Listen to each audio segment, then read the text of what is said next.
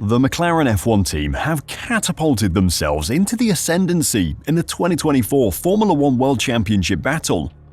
Since the huge upgrade package at the Miami Grand Prix in early May, which included a critical new ground effect floor, McLaren have been in the fight for race wins at every Grand Prix.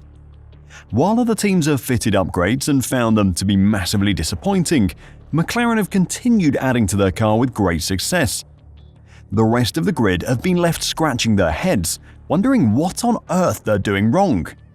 Today, I'll check out the incredible trick that McLaren have used this season to ensure that their upgrades deliver, and why the rest of the grid have to adapt or get left behind.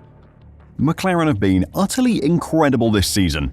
Red Bull looks set for another record-breaking year of dominance at the opening races, but McLaren have pulled off an almost unimaginable comeback, reeling in Red Bull's overwhelming performance advantage and building one of their own instead.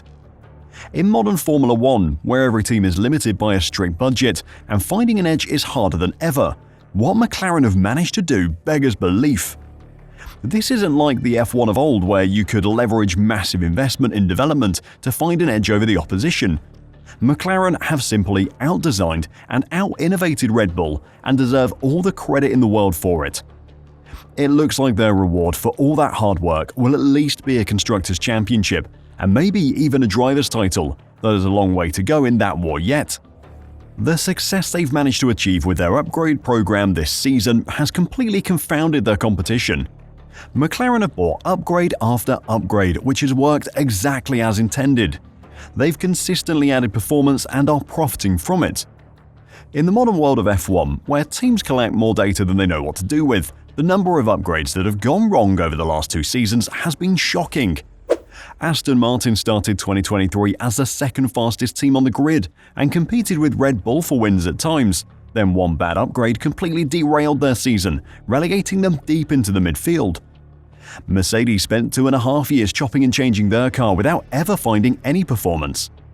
Ferrari recently had to rip off upgrades to find where they had gone wrong much earlier in the season. And Red Bull have admitted that mistakes with upgrades made back in June 2023 are to blame for their most recent upgrades making the car undrivable.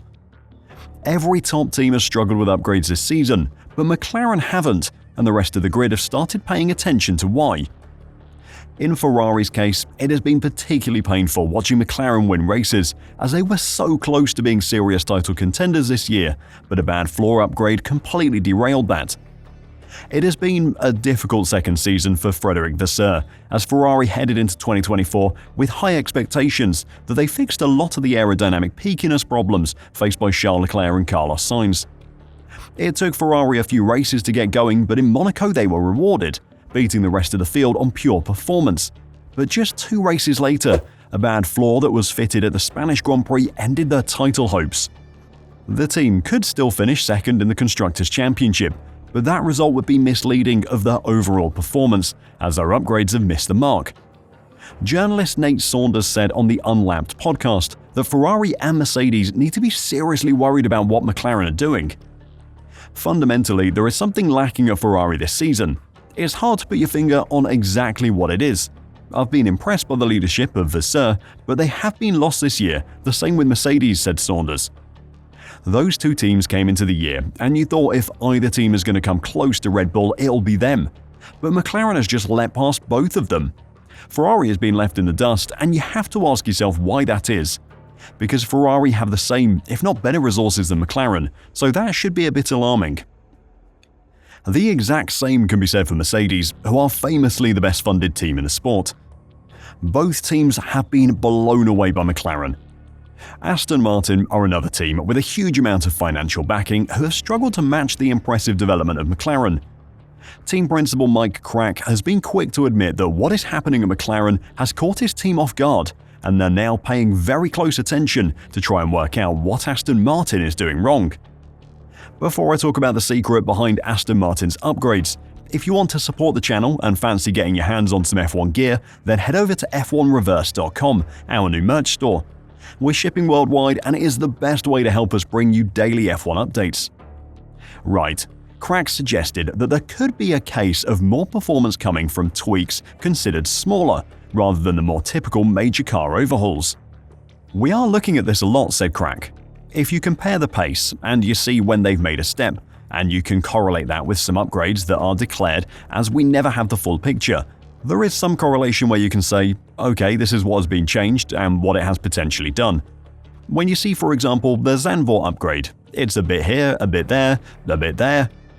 You see how fine and complex these cars have become, so I think it would be foolish not to look at that."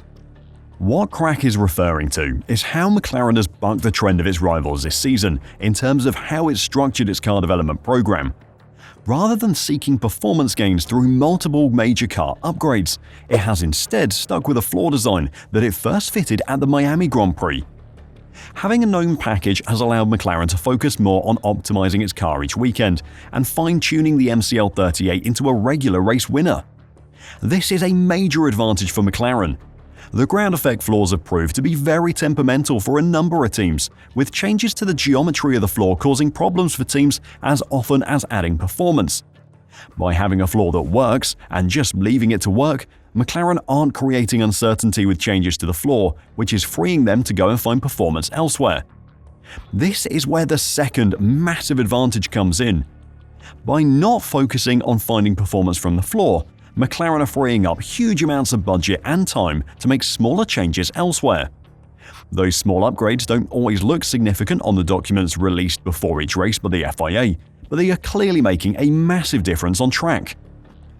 Crack thinks that the way that other teams like Mercedes also manage to unlock car performance shows that Aston Martin can set its sights on a good step forward if it gets a proper handle in delivering a well-balanced car. "We were on a level with Mercedes at the beginning of the season for the first races, and then they've won races," added Crack. So it is possible to make substantial steps with these regulations if you get the car stable and behaving the way the drivers want it. There is not a pure race for downforce that you used to have in the past. Where it's really difficult here is it is more about getting the stability, but getting the balance and the load obviously as well. That is the key to make what McLaren have done work. If you don't have a stable car to begin with, then the only solution, it seems in the current regulations, is to find the answers in the ground effect floor. McLaren's deployment of this upgrade strategy has been so effective that they've completely usurped Red Bull at the top of the sport. So much so that Gunther Steiner believes it's not possible for Red Bull to catch McLaren this season, despite a rumored magic upgrade for the United States Grand Prix. The former Haas team principal understands Red Bull will introduce a new floor for the upcoming race at the Circuit of the Americas, which kickstarts a triple header that includes Mexico and Brazil. Red Bull sits 41 points behind McLaren in the Constructors' Championship following the recent race in Singapore, where Max Verstappen claimed an unexpected podium. It was a promising result for the reigning Constructors' Champions ahead of the unusual 3-week autumn break the teams are currently enjoying, given Red Bull's recent issues with its RB20. Although it has been suggested this gap between races could offer Red Bull time to get on top of the car's problems, Steiner does not believe it provides any advantage. "Everything is planned before," Steiner said on the Red Flags podcast. "I don't think there's any advantage because what is coming for Austin is already developed. Obviously, you can prepare yourself better, but they are prepared very well anyway. If you have a week or 3 weeks, I don't think the preparation level will be any different. So I think the big question is, how big is this upgrade, this apparent magic floor which is coming to Austin, going to help them catch up to McLaren? Even if Red Bull's rumored new floor ends the outfit's recent struggles, and it could very easily not, Steiner still believes it'll not be enough to topple McLaren. He was stunned by McLaren's performance in Singapore at the Marina Bay circuit, where Norris dominated the entire weekend. McLaren have innovated away from the standard big upgrade package that has been the go-to in F1 for so many years, and it is paying dividends this season. What do you think of McLaren's season so far? Have they just outthought everyone in the development game? Let me know what you think in the comments down below, and if you've enjoyed the video and want to see more, then make sure to give us a like and subscribe. I'll see you next time.